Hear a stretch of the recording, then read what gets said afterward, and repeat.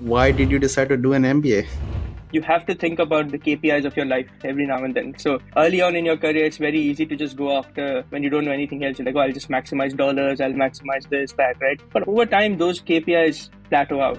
You finished your MBA, you're joining ClimateTech investing. How did that happen? To me, the depth part came sort of naturally given my training and my experience. And the breadth part is what I was cultivating towards the time. So if you could go back in time, what would you change about your career? So I think I've made the case here that I'm extremely lucky on the personal side of things, like to have a family that has supported every whimsical decision I've made in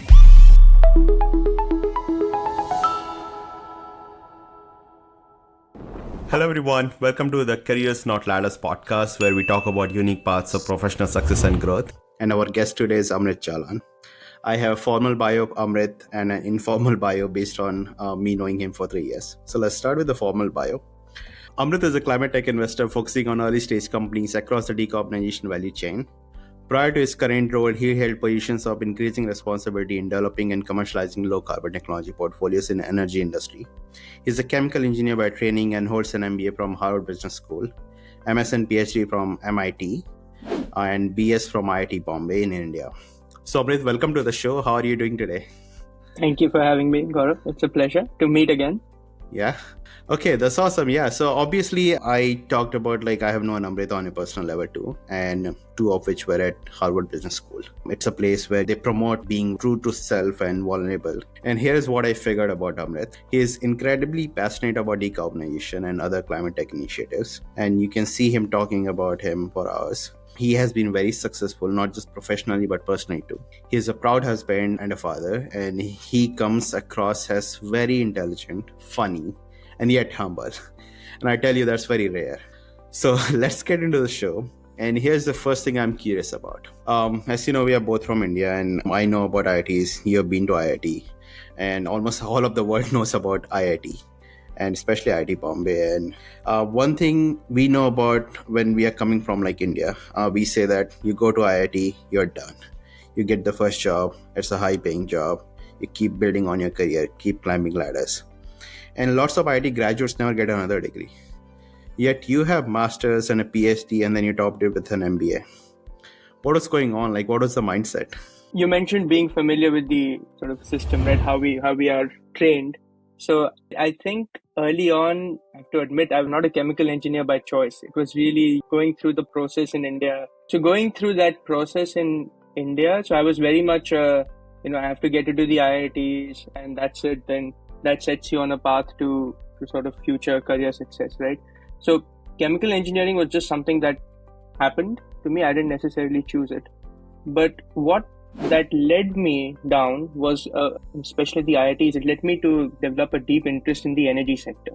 Right. So just to take you back in time, we are talking about 2004 to 2008 is when I did my undergrad.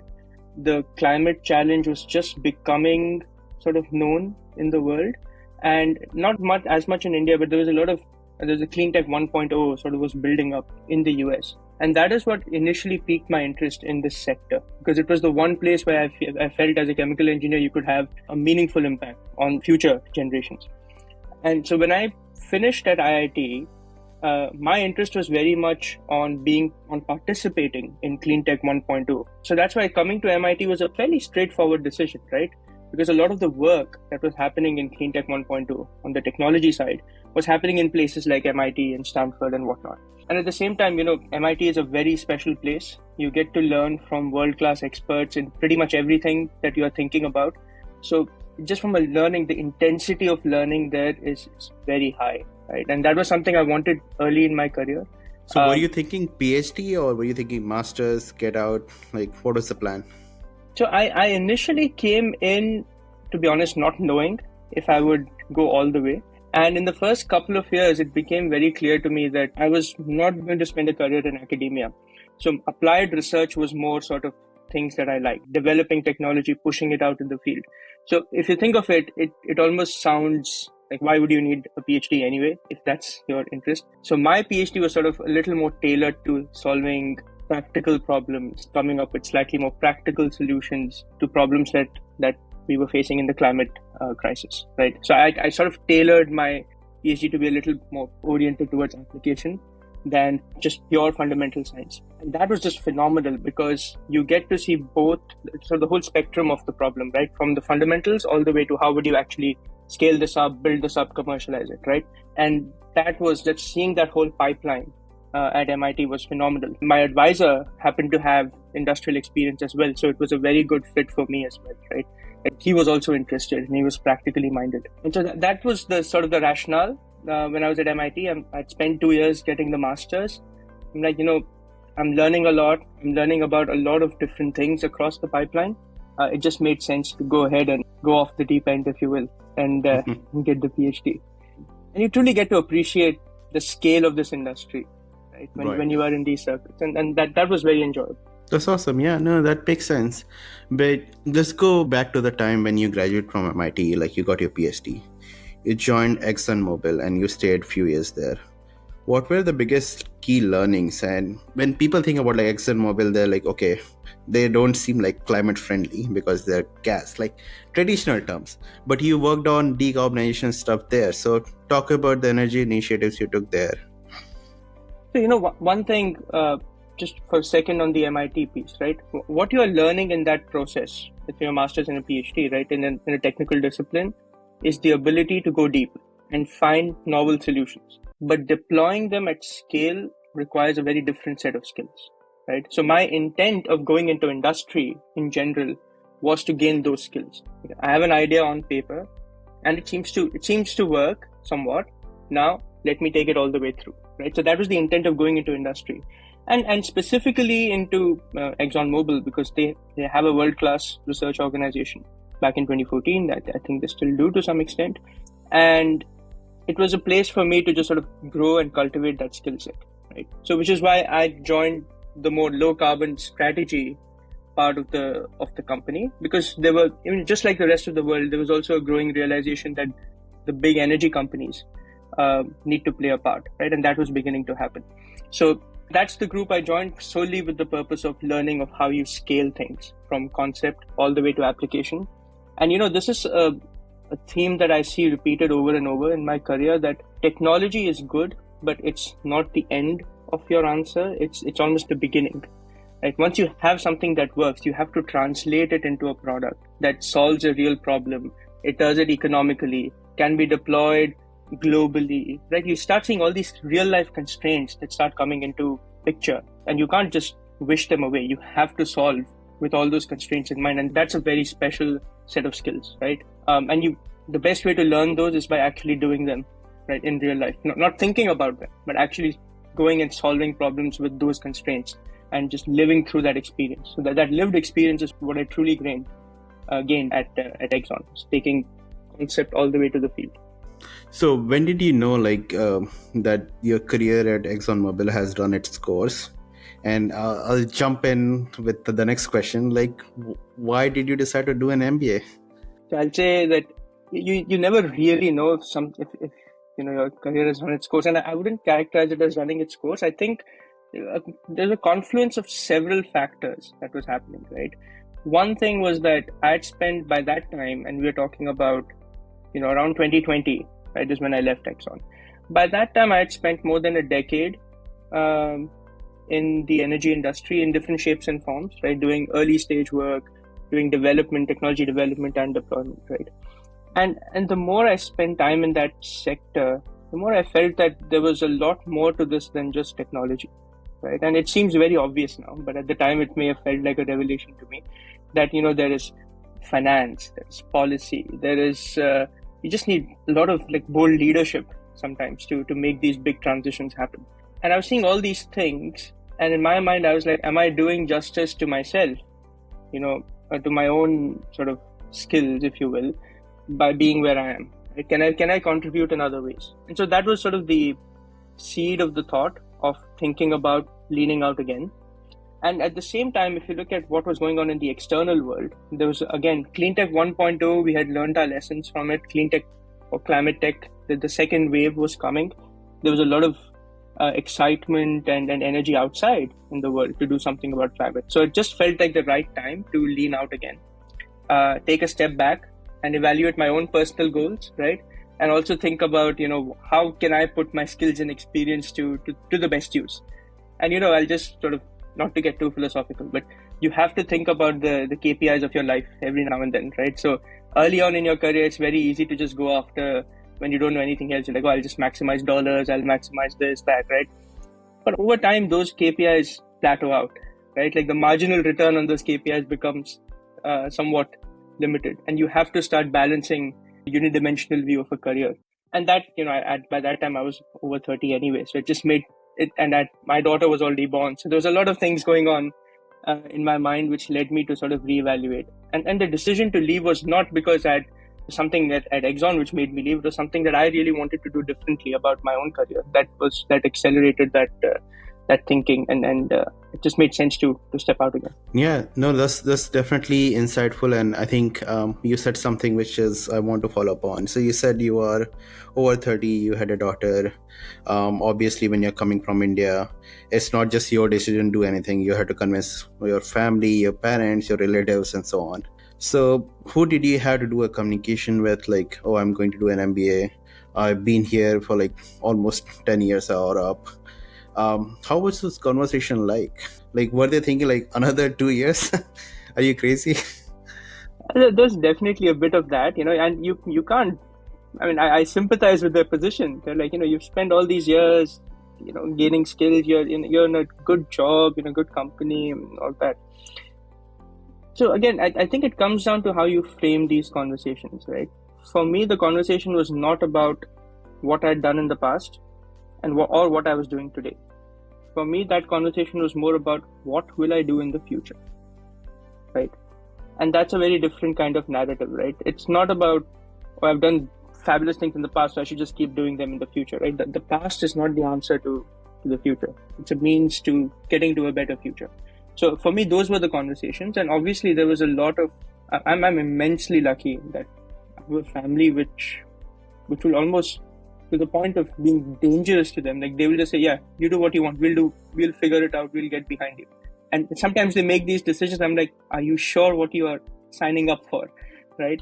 And I'm grateful beyond belief for having a family of that type. Right. And in this case, imagine my wife, my daughter, my parents, and think of it, to add to all of this, August 2020, when we started at HPS, there was something else going on in the world, right? We were in the middle of we were at the beginning of a raging pandemic, right? So despite all of that, the response from my family was, if you think this is the right thing for you to do, go do it, right? And we will figure out the rest, right? And then that made that conversation much easier. Now, obviously, there is a financial side to all of this, right? You're giving up 2 years of pay, you're paying quite a bit, right? HPS ain't cheap. So you're doing all of that. And again, you just have to frame this in the right context. That is this a sacrifice that we will regret in the future, or will we look back on this and say, you know what, this was a good decision in the grand scheme of things. In the financial model of 100-year life or 80-year life, it was a good decision, right? And so that is how we, not just financial model, by the way, I'm just giving an example. In the grand scheme of things, was it a good decision? And we felt very strongly that it was. Okay, no, that's awesome. Like I remember having similar discussions with my partner and my parents, so I totally resonate. Let's take a step back, just a year back actually. You finished your MBA, you're joining ClimateTech investing. How did that happen? Yeah, so if you think of what we are, the scale and the magnitude of the challenge that we are looking to solve, right? So ballpark numbers, the population of the Earth today emits about 50 billion odd tons of carbon dioxide equivalents into the atmosphere. 50 billion tons, right? Just to contrast that, we as a whole society, we create about 2 billion tons of trash and garbage and waste. So the 25 times bigger is our carbon waste production. The scale of that is so immense that you need many, many different things to come together if you have to have any reasonable shot of solving this, right? And capital and finance is a huge part of that puzzle, right? We just don't we haven't talked about it much as a society, because for the past 50 years, when oil and gas and all of that was picking up, a lot of these decisions, the capital decisions are happening in big corporations or in governments and all of that. But now that we are dealing with this existential crisis, those discussions are happening out in the public. So for me, the investing side was always a big part of the puzzle and something that I was curious about, and I wanted to participate in it somehow. And at the end of the day, what gets funded gets built. Okay, so simple fact of life, right? And the other thing is, this area, investing especially, requires the ability to go deep and to cut across and go broad, right? You have to be very, very fluid in how you deploy your skills. And to me, the depth part came sort of naturally given my training and my experience. And the breadth part is what I was cultivating towards the end of my time in the energy industry prior to HPS, but also while at HPS, right? So what I did, like from day one almost, was to talk to a lot of people who were familiar with the investing side, just to build that investor's mindset, think about how you learn how to think of like an investor, right?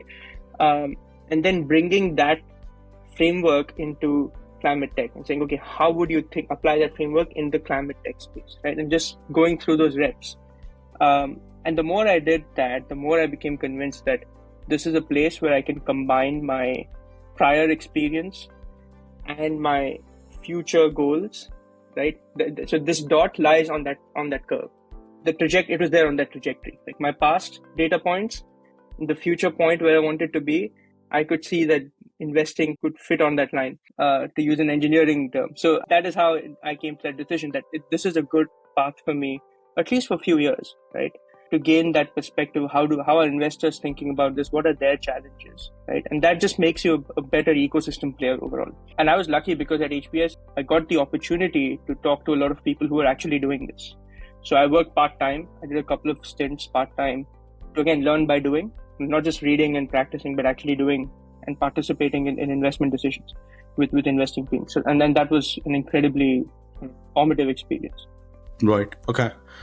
And I know you made a great case about like ClimateTech investing, but there are audience about this podcast who are interested in like general investing also. So what is unique about ClimateTech investing compared to like general investing? Like if I want to invest in SaaS-based businesses, how is it different? I'd say this, the fundamentals of investing are always risk and reward, right? So that part doesn't change, right? What changes is the nature of the risk and the nature of the reward, right? And there's three things that underlie what I'm just saying. There's the size and scale of the investments. So, you can correct me if I'm wrong.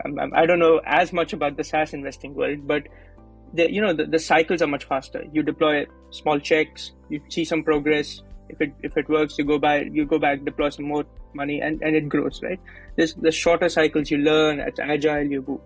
That is just fundamentally difficult to do when you're talking about, how am I going to build the next power plant that the world will rely on, right? So in the hardware focus, what we call tough tech business, you need to deploy more cash and the cycles are much longer, right? And that just fundamentally changes how you quantify and measure and view risk and reward, right? The reward is also, I would argue, greater because you're literally talking of trillions of dollars in the energy economy, right? The energy economy today goes into the trillions. So in the future, what you're talking about is something of that scale. But again, it's a long journey, a lot of cash along the road that has to be deployed. You need a lot of patience, right? And there is a specialization to some extent that you need in some domains, which is not commonplace, right? Today, I think with 2 or 3 decades of SaaS, right, probably more, there's a level of sophistication that has come into the market, right? People know what to look for to some extent, right? Not in new areas, obviously, but there's generally good understanding. ClimateTech investing is still sort of in its early stages. So what are you looking for? What makes sense? What doesn't make sense? These are hard things to quantify, right, on day one or day two. And just to put this in slightly bigger context, the macro world, the macro economy that you're operating in also makes a big difference, right? When we talk about the energy transition and ClimateTech, we are talking about aspects of our life that are deeply, deeply personal, like the food we eat, the car we drive, right? All of that is on the table to be discussed. And so this is not just about investing and thinking about business models and technology. You're essentially trying to build a worldview of what will be the societal model in 2 or 3 decades or more, right? And that is a fundamentally different kind of bet that you're placing.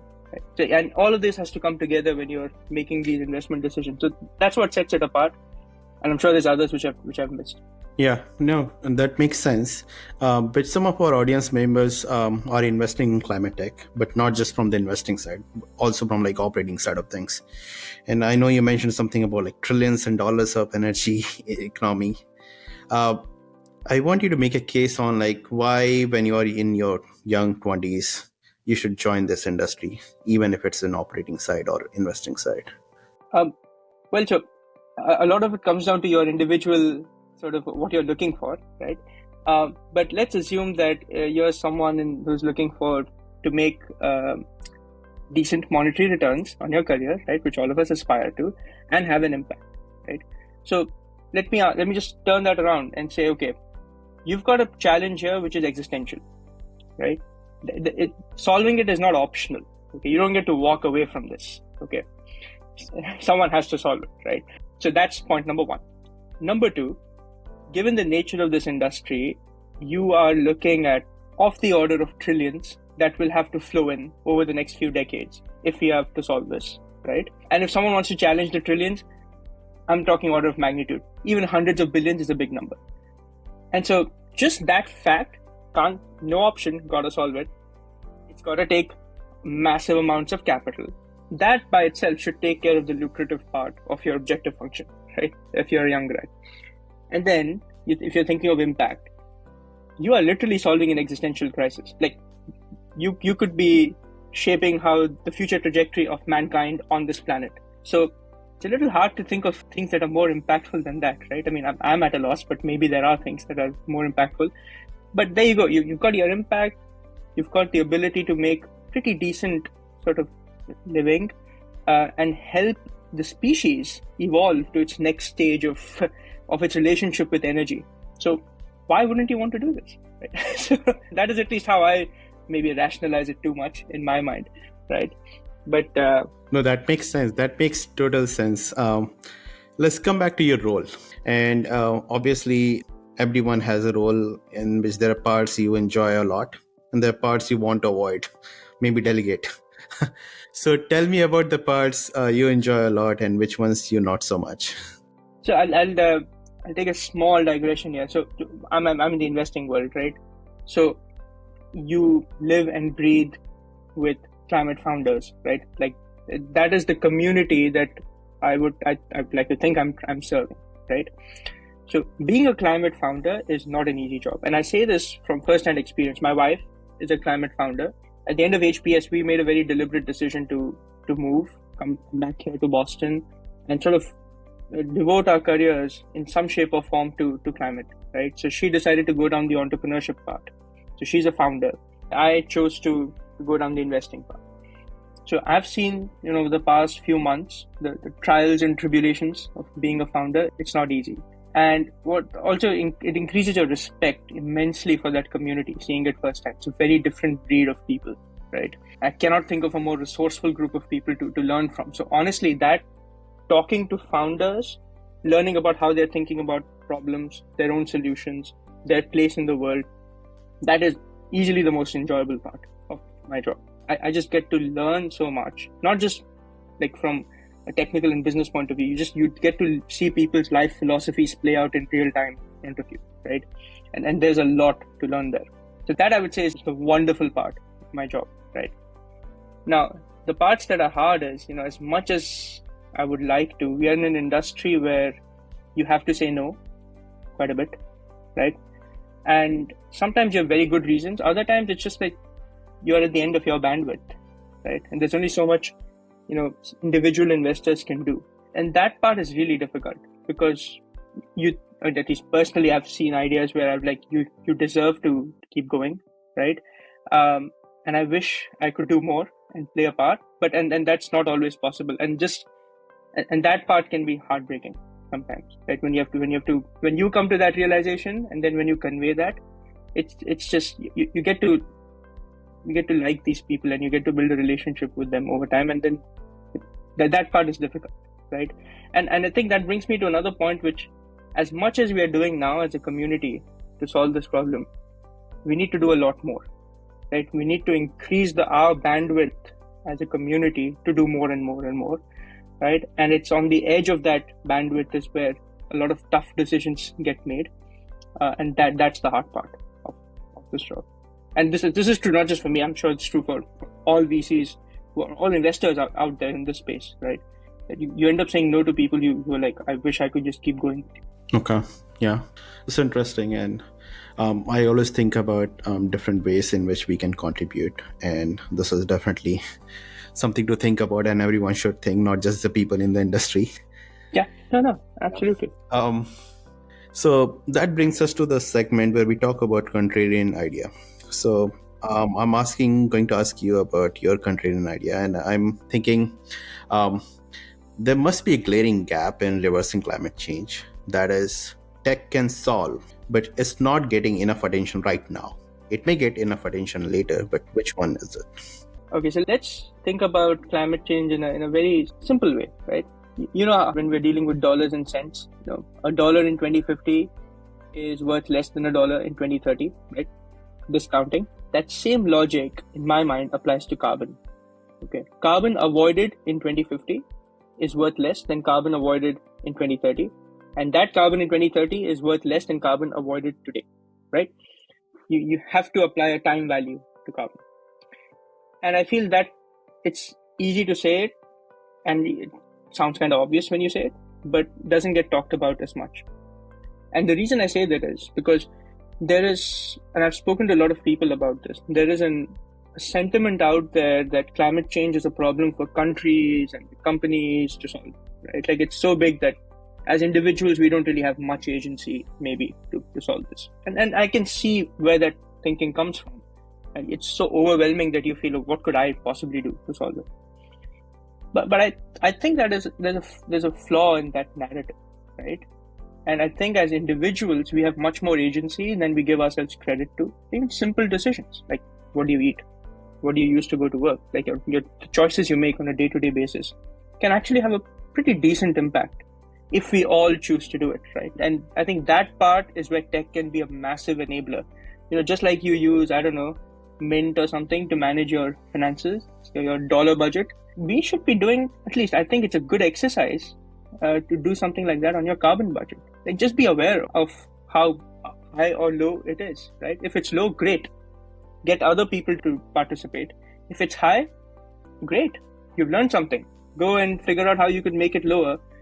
Again, in a manner that's reasonable and that suits your circumstances, right? So follow up on this. So do you think is it relatively easy to estimate my carbon uses? And even if it's not a true estimate, it doesn't matter because estimate is fine. I would say, the 80-20 rule should be applied on steroids on this one, right? It's not I always get this wrong, precision versus accuracy. But it's not how many decimals you have on your estimate. It's about, does it have 3 digits or 2 digits, right? That's the level. If you can get to that level, it's a good start. And it's more important to be aware of it and at least keep it at the back of your mind when you're making choices, right? I think that's a good starting point. That will get you to refine it. It's like we weren't born counting steps, right? That now we have learned to count our steps and we use that as a metric that we track, right? It's something like that. Just get into the habit of being aware of it. And I think that's where I think as individuals, we can make quite a dent in this crisis.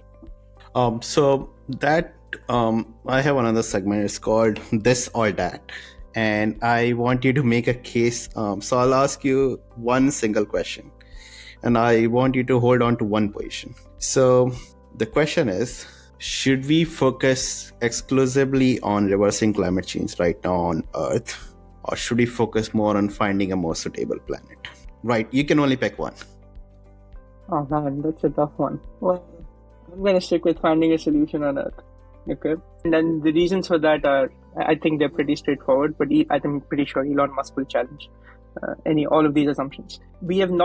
I think we have time to solve this, right? So before we give up on this big, beautiful planet, we should give ourselves the chance to solve this while we are here. And we've made progress. We are making progress today in getting there. We definitely need more speed and scale to solve this. It's not going to be easy, but neither is it going to be easy to find another world. So I would rather deal with things we can build and scale and deploy on this planet. And I'll try and do better next time. But it's an interesting question. No, I think if I, and obviously I don't have that much knowledge about climate tech as you have, but intuitively I would say save the planet, because this is what we are familiar with. We are used to it, and we don't know what's out there, and we have been trying for so long. So yeah. I mean, not to eat too much time into it, right? No, go for it. As overwhelming as this crisis seems, right? It's important to know we have gone through energy transitions in the past. Okay, when we started off, we used to collect wood, right? We went from wood to coal, then we went from coal to oil and gas, right? And now we are seeing renewables are catching up quite a bit. We have done transitions in the past. Transitioning is something that this society, this species knows how to do. What we are up against here is the scale, the speed of how fast we have to navigate this next transition, right? Because there's a time aspect to it. Is it hard? Absolutely. Is it impossible? I would like to say no, right? It's a matter of collective responsibility, collective accountability, and collective action, which we are capable of. Will we execute on it? It will play out in the next few decades. That's fair. Yeah. So we had 2 more segments to go. Last segment is obviously audience question, but before that we have a personal segment. So if you could go back in time, what would you change about your career? So I think I've made the case here that I've been extremely lucky on the personal side of things, right? To have a family that has supported every whimsical decision I've made in my career. I would also count myself very fortunate to have sort of by accident stumbled into a profession which has a role to play in one of the biggest crises of our times. That doesn't always happen, and I didn't pick it. So I can't claim any credit for having the foresight to pick chemical engineering. I had none of it. So one of my professors at HBS, there's a classic phrase that he would coin, is that one should learn how to cooperate with the inevitable. And I completely agree with that way of thinking, that when you know something is happening, adapt, right? And make the best of it, which is something I live by. I would just offer an addendum to that is you should allow for serendipity and those unexpected collisions to play a role as well, because they can take you in directions which your rational, logical mind would never take you, right? And early on in my career, I can safely say I was like really planning everything to the hilt. Like, oh, I'm going to do this month, the next month I'm going to do this, and you know how you are, like, you get super analytical about how you want to plan your career. And I think by doing that, you leave very little room for chance and serendipity to play a role, right? And I would say, going back, that's one thing I would change, is explore a little more, and while still staying in the same domain, right? But there's just so much to do that I feel that sometimes we tie ourselves down into very specific sort of like, this is my area, this is not my area, those kinds of things. I think those narratives are sort of more self-imposed than anything. I would explore more, right? Maybe, bring in purpose and passion a little earlier in the conversation in my career, which I didn't quite do as much as I should have. Oh, I really like your addendum. I think, I don't know if your professor is same as mine, but we had a similar story. She used to say that good accidents happen to people who are looking for it. No, very similar. Yeah. So next question I have is, I know you have a daughter and we have met, and what is your parenting philosophy? Like, what are you trying to teach her? What is 2 to 3 things you want her to abide by? Well, so we try to keep it simple in our household. Like as a family, one of the core beliefs that we've always had is that at the end of the day, the foundation of a good, rewarding life is values and morals, right? So those are non-negotiable, and then they lay the foundation of no matter what you do, right? And so we try and focus on that as much as possible, right? Children and my daughter is 5, right? In these early few years, they're more perceptive than we give them credit for, and their worldview is sort of built very early on. I feel, like how they react to situations and all of that is built very early on. So we try and, to the best of our ability, focus on those values, morals, and principles rather than the specific action that she should take in a specific situation, right? We're like, I try not to be prescriptive, like go do this. I'm like, think about what you could do, and here are some principles that I think you should follow, and then figure out what you think is the right course of action. Now, that is asking too much of a 5-year-old, I'll admit that. But you at least got to get started somewhere. And the one thing we feel very strongly about is, when I grew up, right, there was a lot of focus on functional skills very early on, right? Like, oh, you got to think of math, science, because it's a different country, right? And you're more familiar with this as well, right? That there's a lot of emphasis early on in career. What career are you going to build? And that's very natural. I feel that with our daughter, we try and make it more about life skills than functional skills, right? So grit, persistence, being able to articulate how you're feeling, those things are important life skills to have early on, and not grow them later on when you realize, oops, I need all of these too. No, that's super helpful, and I'm going to take some of it back to my daughter, who is very young right now. So one last thing on the personal segment is, this is more like a hypothetical question on, if you could have a dinner with any historical figure, living or dead, who would you choose and why? Okay. One of the things we don't quite know as a species is that if you go back 100 years, the defining challenge, the existential crisis of the early 1900s was, how would we feed the world population? Because we needed fertilizers. And the only place we could get fertilizers was literally bird poop that we would go and mine off the coast of the which country. It was literally bird poop that we were mining. We were going to run out. So the concern was, how do we feed the billions that we're adding to the planet? That was the defining problem of 100 years back. And it's the one thing that almost no one knows or talks about. Like, one of the biggest inventions of the 20th century was a process to take nitrogen out of the air and convert it to fertilizer. And that became synthetic fertilizers, then became the bedrock of how we fed the growing world population, to the point where we are now at 8 billion. One of the people who did that was a guy called Carl Bosch. He was in Germany. He almost single-handedly took this invention from the lab and took it all the way to the field, to the point where he just literally globally, this technology got deployed everywhere to make fertilizers. So, and this guy did it single-handedly. He did it in the backdrop of some pretty catastrophic events of the 20th century, right? So I have immense respect for what he did, not just technically, but also the backdrop in which he did it. And his personal story itself is a bit tragic as well. But there's a book that I've read about him, and if there's one person I would love to sit down and just chat for hours about their life experience, it would be Carl Bosch. So sorry, long-winded answer, but No, that makes sense. But I'm curious on, like, you find him, you get him on a table. What is the first thing you'll ask? There's a long list of those questions, but I'll not bore you with the technical questions. But I'll say, I will ask the one thing I'm really curious about. What was the one personality trait that he thinks he relied on the most to do what he did, right? And I don't know what he'll say, obviously, but we have a view of what personality traits or what makes good leaders. And then when you go and talk to good leaders, it sometimes surprise you with the answer they give you. I would start there, and then I would get into my technical questions. That makes sense. So we are almost at the end of our podcast recording, and we have an audience question. Hello, beta. You have reached so far from where you have started.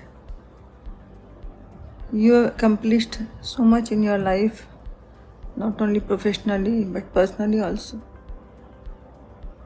You have been a very loving son, caring husband, and most importantly, very capable and loving father.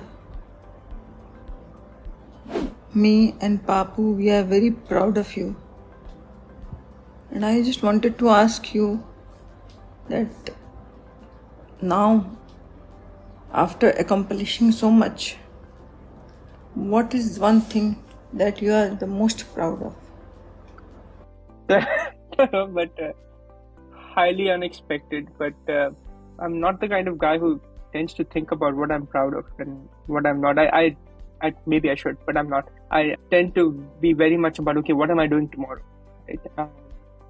For some reason, what I've done yesterday is never enough, which is. But if I look back now, right now, in this instant, right, I think I'm just proud of where I started and where I am. I mean, if you go back to December 6th, 1986, giving away my age here, but guy born in Multan, I doubt how many people would have seen me come. I'm not. This is not bragging. I'm just saying it's a very, very unexpected outcome, right? And I'm proud not just for at least going through this journey, but I'm also proud of the relationships, the friendships that I've built along. And honestly, that's the reason that I'm even here talking to you. And I don't think I've done enough in my career yet to say I'm proud of anything, one specific accomplishment. I think at the end of the day, we are the superposition of the friendships and relationships that we collect, that we grow.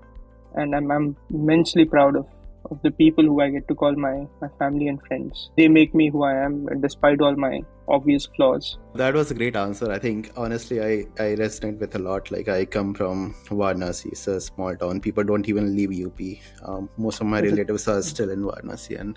And obviously, I haven't achieved anything to be proud of. But like, how far I have come is what is the metric, right? No, and and it's in the background of family. My dad grew up in abject poverty, right? Like, he's the 10th of 10 siblings. So even for him and my extended family, it's almost it's bizarre almost, right, to some extent. At the same time, they are proud. They're very proud of my and my family's accomplishments. So we just hope to keep up the good work, right, and make sure that we continue to make them proud. I think there's one thing that's scared of is letting my close ones down, right?